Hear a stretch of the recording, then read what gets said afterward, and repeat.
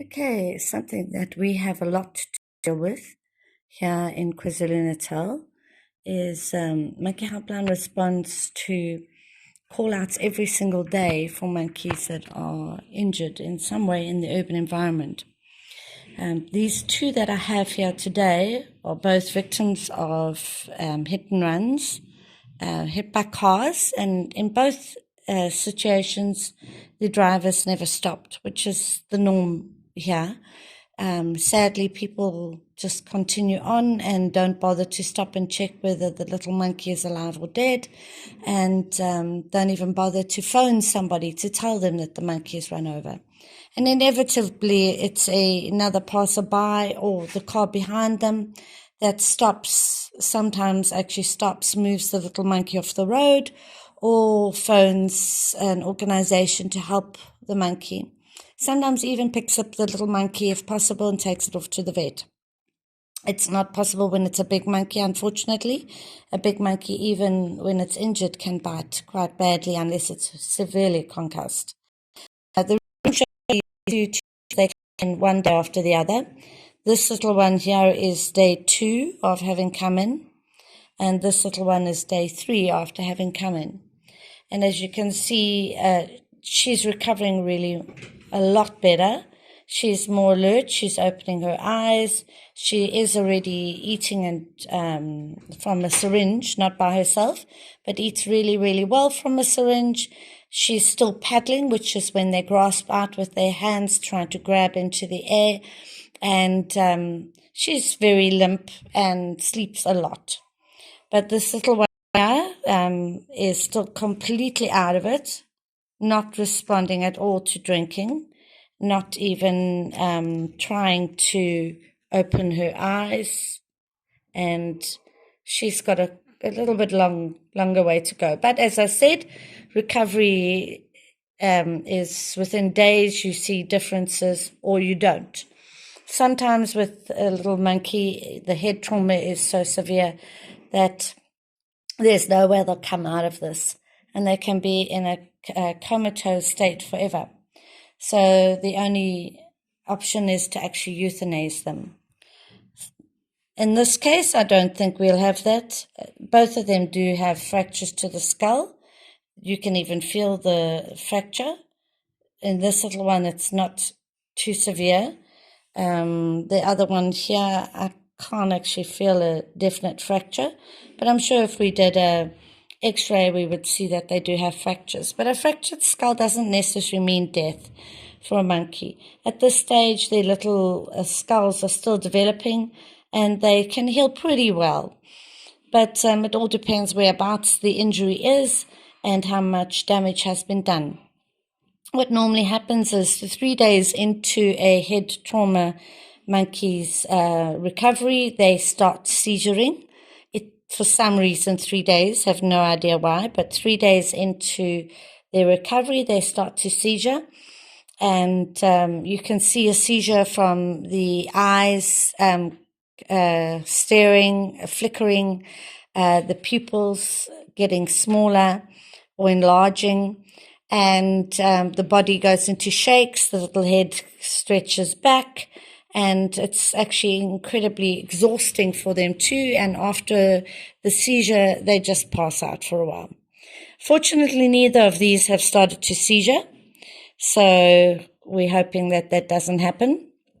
Seizures are very, very dangerous because a seizure can actually cause permanent brain damage that they will not recover from, and then they will never even get to be able to be rehabilitated, and sometimes not even recover sufficiently to live in a sanctuary. We do have sanctuary care for some of our vervets here, but of course, first prize is rehabilitation back into the wild. And all animals, just like humans, need to be able to have a good quality of life. So if their quality of life is so compromised that they're not going to be able to do what a normal monkey does, climb, get around, eat their own food, and not have to be in a small, tiny cage, then the option is only to euthanize them, sadly. We do the best for them, and we give them the opportunity This little one does look like she's going to recover pretty well. She's already opening her eyes alert and responding to changes in her environment. She does like to hold on and cuddle. It's a normal response for them to hold on like they do when they're a baby. For whatever reason, when you have a severe head trauma, the little one reverts back to being like a tiny baby, drinks from a bottle often, and clings like they would to mom and just sleeps in your arms. This little one is drinking from a syringe and doing pretty well. Let me see if she'll drink. She has had quite a bit already. Do you want? And as you can see, even opens her mouth. You have to be really careful when treating a head trauma monkey. They can ingest their food because they may not have a swallow reflex. And that's something you have to watch out for, is that they actually are swallowing. You can see that down here by the throat. And they must swallow. So you have to go really, really slowly with them and feed them at a much slower pace than you would, because you've got to wait for each swallow to make sure that they're not going to end up with this down into their lungs, that this actually goes to the right place, which is their tummy. So as you can see, she's actually doing really well. She's had 20 mils. We've always try and make sure that our monkey gets at the very least 10% of their body weight. That's literally just survival. Of course, they need way more than that. And when they're like this, they also need to, you see this little one paddling? When they're like this, they also need to be given subcut ringers frequently, because they're not taking in sufficient fluids, and you've got to keep the body's organs naturally functioning. So on their mom, they would drink a lot of milk, and when they're like this, they're not taking in what they should do. So we still give them subcut ringers just to make sure that the organs are functioning really well. And we do also give these little ones painkillers, just like humans. A blow to the head can cause really sore headaches. And just because they're not crying and screaming, because monkeys don't do that, they actually go very quiet when they're injured, because they don't want to get a predator to see that where they are, what you're doing with that. So they get quieter the more injured they are, and they don't scream and cry. So it's really hard to tell that they're in pain. They don't say, oh, I'm in agony or pain, or help me. But they go quiet, and that's normally an indication. If they go quiet, they sit with their head down, and they're miserable, they're normally in pain. In the case of these ones, they're quiet because they're both concussed, and they more than likely do have head pain, as well as other body aches. You can imagine if you've been bumped by a car, your whole body is sore and achy. So we do give these little ones painkillers. We also give them pediatric Panado, which is really, really good for little ones like this, considering they're actually primates just like us. And we give pediatric Panado to our human babies. And vervets share so much of our DNA that a lot of the medication we give vervet monkeys is human medication too. So this little one is not actually swallowing yet, so I've got to be really careful with her. She's still biting down. You can see the little mouth is dry. She's got a lot of blood by her nose. And as much as she's body-wise grasping out, she's just not swallowing. So I've got to go slowly, slowly with offering her something to eat and milk to drink. And only once she starts to swallow will I actually be able to get her to drink and eat properly. And the next process from this is quite a lot of physiotherapy. They've got to still learn to get up, crawl, walk, and everything, and stop pulling their head to one side. Often that's a normal response to head trauma, is the head goes one way. We've got to teach them to turn the head the other way again and remind the brain how to work.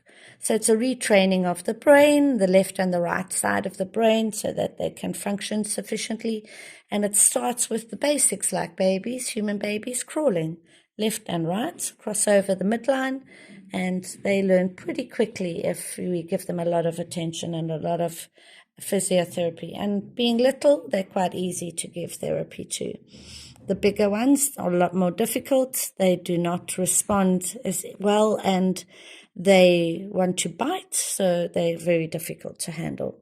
Whereas little ones like this are a lot easier to handle. As you can see, they sleep a lot, and they'll take a lot of time and care, but they'll get that here at Monkey Helpline. And we were only able to do this because we have amazing donors and supporters, as well as a volunteer project that allows us to continue, that helps bring in the money, that pays the vet bills, the food, and all the care and TLC that these babies need. We are full-time volunteers, so we don't earn a salary, and we do this just because it needs to be done. And these little ones would lie out there and die on the side of the road. No one would know that they're alive, and eventually the flies would lay eggs on them, the ants would eat them, and aerial predators might come and peck into their bodies, and they could have a really, really gruesome, sad, painful death. But with us, they're safe and warm, and we want to thank all of our donors and volunteers that come to assist for their help. And without you guys, we couldn't help these little ones like this. So thank you very much for helping us help the vervet monkeys in KwaZulu-Natal. And keep in touch. I'll show you how these little ones progress. As I said, these are both head trauma babies. This little one is on day 2, and this little one day 3. I am very concerned about this one. If you actually put your hand on, you can feel there's a grumbling in the chest.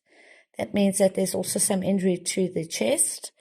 And x-rays today will show whether this baby has any other trauma, which is pretty normal when you've been bumped by a car. It's one hell of a blow. So please, to those people on the roads, drive carefully. These babies are running across the road trying to keep up with their moms and their troop, and they're not being carried all the time at this age. So they become victims of road incidences that occur every single day. The misinformation put out that monkeys in urban environments are thriving because it's such a wonderful environment is not true. The urban environment is sorted with the most horrific things that these poor little ones have to endure. Cruel people who shoot at them and catch them to eat them or make muti from their body parts. Vicious dogs in gardens, even just normal dogs who are predators and actually chase and catch them. And they are kept there because we have a lot of crime in this country. These monkeys get impaled on palisade fences, which are put up to protect people in their homes. They get caught in the razor wire. They get electrocuted on overhead high voltage transformers and electrical wires. They get hit by cars every day as they crisscross their territory to get from one side to the other. And they cannot cope with the influx of vehicles crossing. If you just think about it yourself, just running across a freeway, 3 lanes, sometimes 6, it's almost impossible. But these troops of monkeys in the urban environment have to cross these roads and freeways every day to get from one side of their territory to the other, because the road has been put in the middle of their territory with no concern about their safety. And they just cannot survive. So spare a thought for our vervets here in KZN. And if you're able to, please help us, help them. Go to www.monkeyhelpline.co.za and you'll be able to see how you can help us help them. And of course, if you're able to donate, we're a non-profit and we only survive on donations. So thank you for listening and wish us luck with these two, and follow us to see what happens to these 2 babies. We're still looking for names for these little ones. So keep in touch. Maybe you can help us name them. Thank you. Bye.